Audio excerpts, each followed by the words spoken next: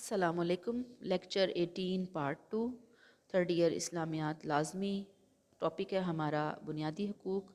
ربی اشرح لی صدری ویسر لی امری واحلل عقدۃ من لسانی یفقہوا قولی ربی زدنی علما۔ حق کیا ہے؟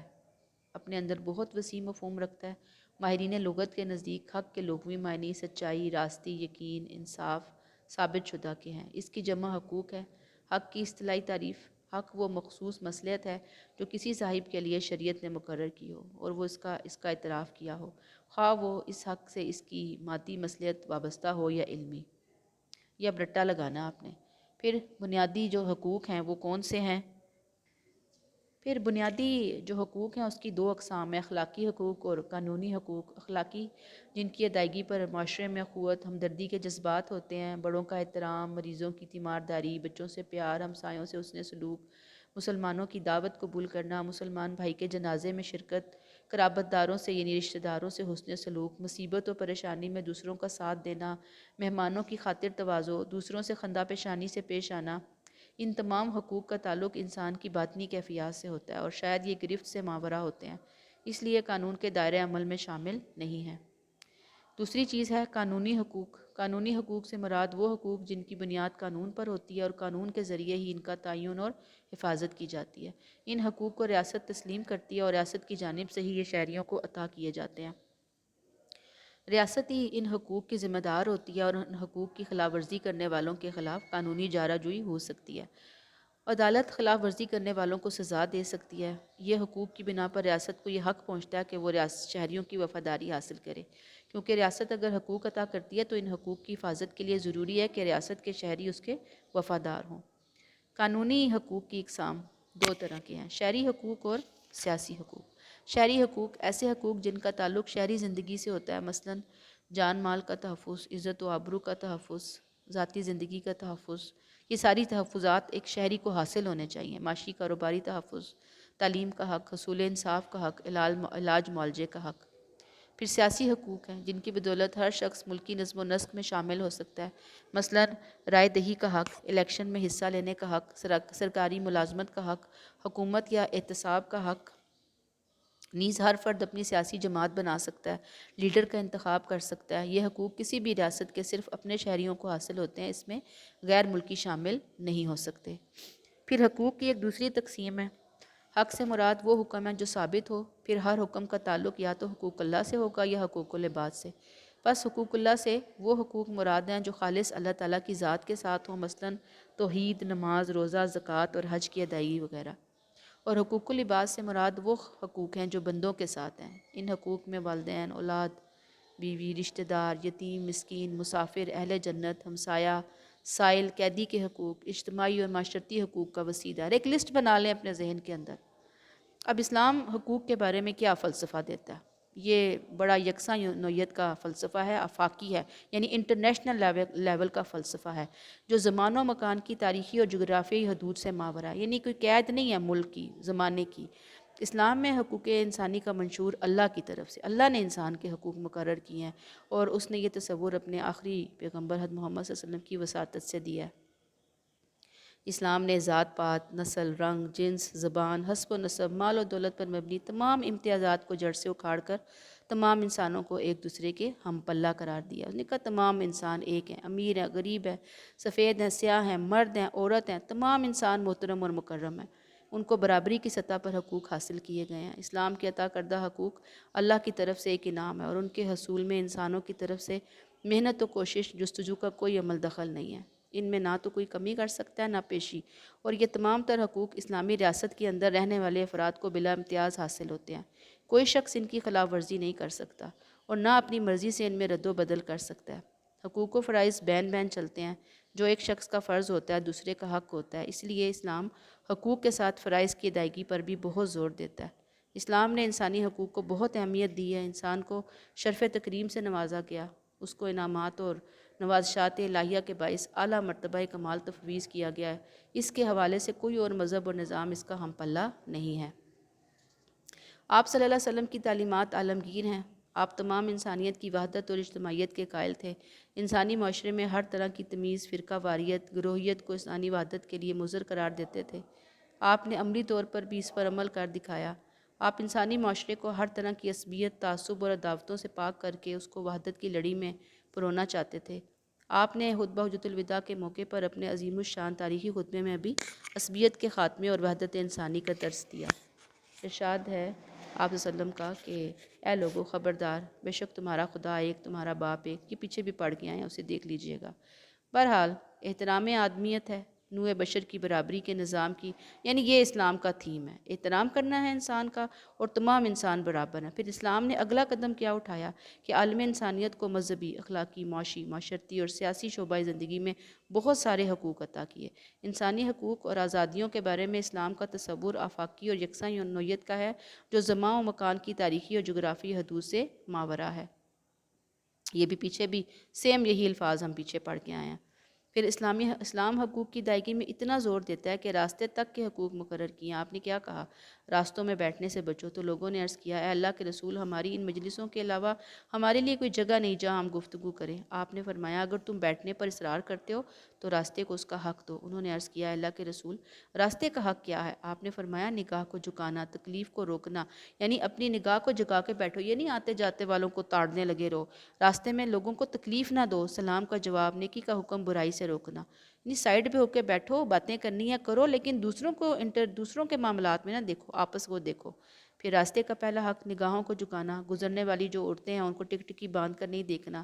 راستے کا دوسرا حق کسی کو تکلیف نہ دینا، گزرنے والوں پر آوازیں کسنا، اشاروں سے یا ہاتھوں سے تکلیف دینا۔ تیسرا حق اسلام کا جواب دینا، اگر کوئی گزرنے والا سلام کرے تو اس کا جواب دینا بھی ضروری ہے۔ قرآن و سنت میں سلام کا جواب دینے کی تاکید آئی ہے اور اس کی فضیلت اور اہمیت بیان کی گئی ہے۔ راستے کا چوتھا حق امر بالمعروف و نہی عن المنکر ہے۔ گزرنے والوں کو حکمت کے ساتھ نیکی کی دعوت دیتے رہنا چاہیے اور اگر کوئی شخص کسی گناہ میں مبتلا نظر آئے تو اسے حتی الامکان روک دینا چاہیے۔ پھر حقوق غصب کرنے والوں کا انجام بد۔ اسلامی نقطہ نگاہ سے لوگوں کے حقوق غصب کرنے والا ظالم کہلاتا ہے اور ظالم کا انجام نہایت عبرتناک ہوگا۔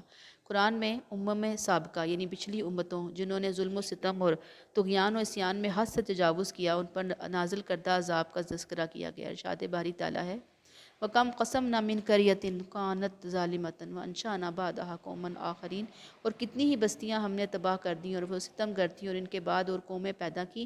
مثلاً قرآن مجید میں آتا ہے قوم سمود زلزلے سے برباد ہوئی، قوم فرعون مختلف قسم کے 5 عذابوں کا شکار ہوئی، اصحاب ایکا پر آنے والے عذاب کو عذاب یوم الذلہ یعنی کہ وہ چھا گیا ان کے اوپر، اس سے تعبیر کیا گیا۔ قوم سبا سیلاب سے، اصحاب فیل لشکر ابابیل کے ذریعے۔ یہ قرآن میں بالترتیب عذاب بیان ہوئے ہیں۔ سورہ اعراف دیکھیے، سورہ شعراء، سورہ سبا، سورہ قمر، سورہ حاقہ اور سورہ فیل وغیرہ میں۔ مطلب یہ ہے ان عذابوں کے تذکرے کا کہ بنی نوع انسان عبرت حاصل کریں، کبھی بھی ظلم جیسے سنگین جرم کا ارتکاب نہ کریں، اگر ایسا کریں تو اللہ کے حضور توبہ استغفار کریں۔ بصورت دیگر ان کو بھی اقوام سابقہ کی طرح دنیا اور آخرت میں ذلت آمیز عذاب کا سامنا کرنا پڑے گا۔ ارشاد باری تعالیٰ کیا ہے وَسَيَعْلَمُ الَّذِينَ ظَلَمُوا أَيَّ منقلب ينقلبون، اور اب جاننا چاہتے ہو کہ ظالم کہ کس کروٹ پر پلٹا کھائیں گے۔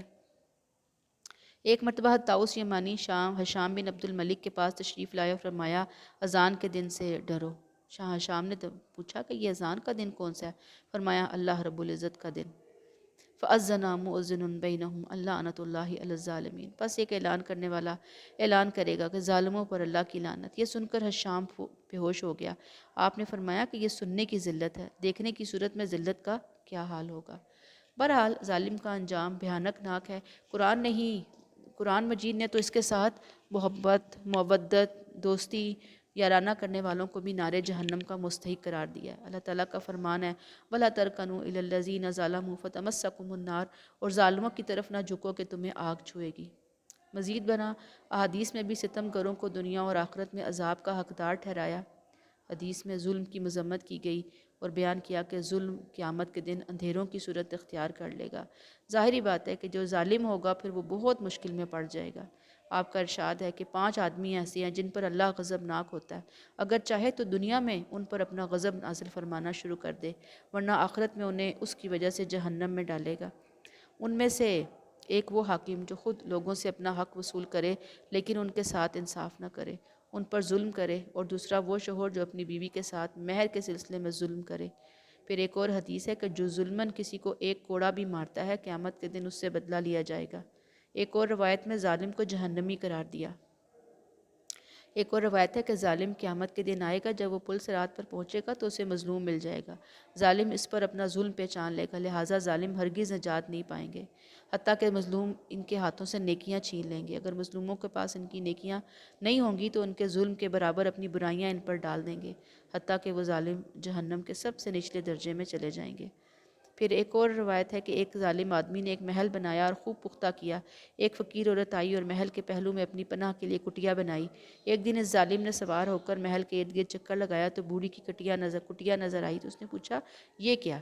بتایا گیا ایک فقیر عورت کی ہے، اس میں رہتی ہے۔ بادشاہ نے حکم دیا کہ اسے گرا دیا جائے، لہٰذا اسے گرا دیا گیا۔ جب بوڑھی نے واپس آ کر منہدم کٹیا دیکھی تو پوچھا کس نے گرائی؟ کہا بادشاہ نے۔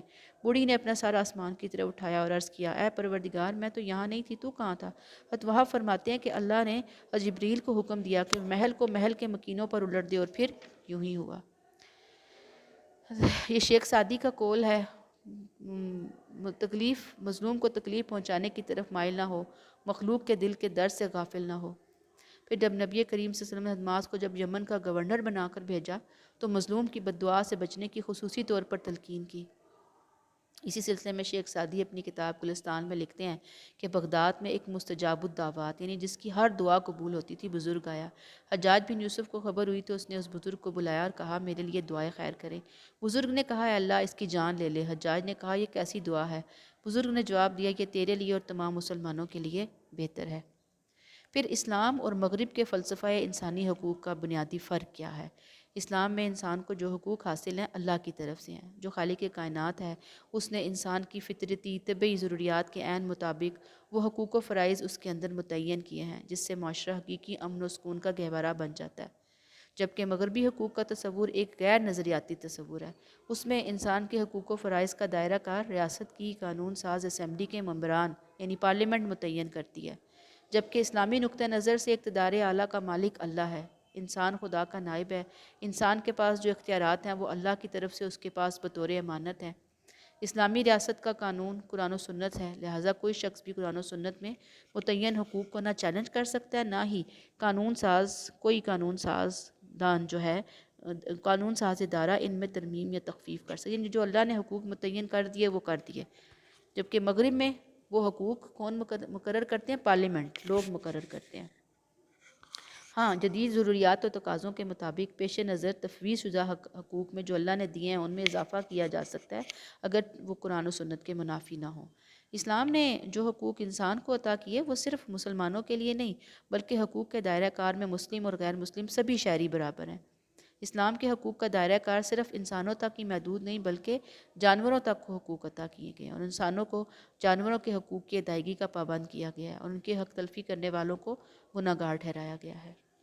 پھر اسلام کا فلسفہ حقوق دیگر نظام حیات کے فلسفہ حقوق سے مختلف کیا ہے؟ مثلا میں ابھی آپ کو اوپر بتا کے آئی کہ یہ فلسفہ اللہ نے عطا کیا ہے، اس کے تفویض کردہ حقوق اللہ کی طرف سے انعام کے طور پر عطا کیے گئے ہیں، اور ان کے حصول میں انسانوں کی محنت اور کوشش کا کوئی عمل دخل نہیں ہے۔ دنیا کے دیگر معاشرتی اور سیاسی نظام میں حقوق کی احترام و ادائیگی کی اس بلندی اور عفت کا نظیر پیش نہیں کی جا سکتی جس کا مظاہرہ تعلیمات نبویہ میں نظر آتا ہے۔ اسلام کا فلسفہ حقوق دیگر نظام حیات کے فلسفہ حقوق سے مختلف ہے۔ مثلا دنیا کے قانون سازوں کی طرف سے دیے گئے حقوق کے برعکس یہ حقوق مستقل بذات اور ناقابل تنسیخ ہیں، یعنی قرآن کے حقوق مستقل ہیں اور ان کو چینج نہیں کیا جا سکتا، انہیں کسی عذر کی بنا پر تبدیل، ترمیم یا معطل نہیں کیا جا سکتا۔ اسلام مطالبہ حق کے بجائے یہ نہیں کہتا مجھے میرا حق دو، مجھے میرا حق دو، وہ کہتا ہے اطاع حق، تم پر جو دوسروں کے حق ہیں وہ ادا کرو۔ اسلام کی بنیادی تعلیم یہ ہے کہ ہر شخص اپنے اوپر عائد دوسرے افراد کے حقوق کی ادائیگی کے لیے کمر بستہ رہے، یہاں تک کہ وہ صرف حق کی ادائیگی تک ہی محدود نہ رہے بلکہ اس ادائیگی کو حد احسان تک بڑھا دے۔ ارشاد باری تعالیٰ ہے ان اللہ یامر بالعدل والاحسان، بے شک اللہ تمہیں عدل اور احسان کا حکم دیتا ہے۔ اب یہ جو آیات ہیں مذکورہ بالا اس میں عدل اور احسان دو اصطلاحات ہیں۔ عدل کا مفہوم تو یہ ہے کہ وہ حقوق جو شریعت اور قانون کی روح سے کسی فرد پر لازم ہے وہ ان کی ادائیگی کرے، جبکہ احسان یہ ہے کہ اپنے فرائض اور خود پر عائد کردہ حقوق سے بڑھ کر بھی وہ دوسرے افراد معاشرہ سے حسن سلوک کرے، اور یہی تصور احسان انسانی معاشرے کو سراپا امن و آشتی بنانے کی ضمانت فراہم کرتا ہے، کیونکہ ایک فرد کا فرض دوسرے کا حق ہے۔ جب ہر فرد اپنے فرائض ادا کرے گا، دوسرے کے حقوق پورا ادا کرنے کے لیے کمر بستہ رہے گا، تو لا محالہ معاشرے میں کسی بھی طرح حقوق کی عدم ادائیگی کی وجہ سے مطالبہ حقوق کی صدا بلند نہ ہوگی، اور پورے معاشرے کے حقوق خود بخود پورے ہوتے رہیں گے، اور اس طرح معاشرہ قانون کی حکمرانی اور انسانی حقوق کے احترام کا آئینہ دار بن جائے گا۔ پھر حقوق انسانی کا جامع تصور، جس میں حقوق اور فرائض میں باہمی توازن پایا جاتا ہے، اس بنیادی تصور کو نہ سمجھنے کی وجہ سے کئی مغالطوں نے جنم لیا۔ حقوق و فرائض کے مابین توازن ہی کے سبب سے بعض اوقات ظاہراً حقوق کے مابین عدم مساوات نظر آتی ہے، حالانکہ در حقیقت ایسا نہیں۔ حقوق کے باب میں مرد اور عورت میں کوئی تمیز روا نہیں رکھی گئی۔ ارشاد باری تعالیٰ ہے وَلَهُنَّ مِثْلُ الَّذِي عَلَيْهِنَّ بِالْمَعْرُوفِ، اور دستور کے مطابق عورتوں کے مردوں پر اسی طرح حقوق ہیں جیسے مردوں کے حقوق عورتوں پر۔